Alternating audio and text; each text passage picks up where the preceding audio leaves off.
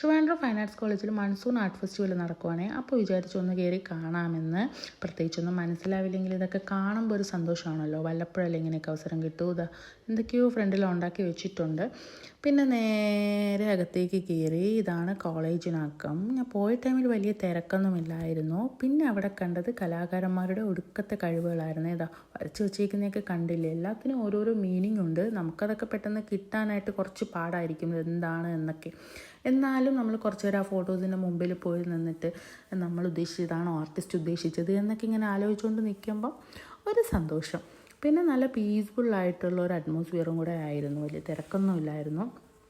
അങ്ങനെ ഇങ്ങനെ ഓരോ ഫോട്ടോസും ഇങ്ങനെ നോക്കിക്കൊണ്ടിരുന്നു. കുറച്ചൊക്കെ മനസ്സിലായി, ഇല്ലെന്ന് ഞാൻ പറയുന്നില്ല. പിന്നെ ഞാനിവിടെ രണ്ടാമത്തെ തവണയാണ് ഈ ഒരു എക്സിബിഷന് വരുന്നത് ഫൈൻ ആർട്സ് കോളേജിൽ.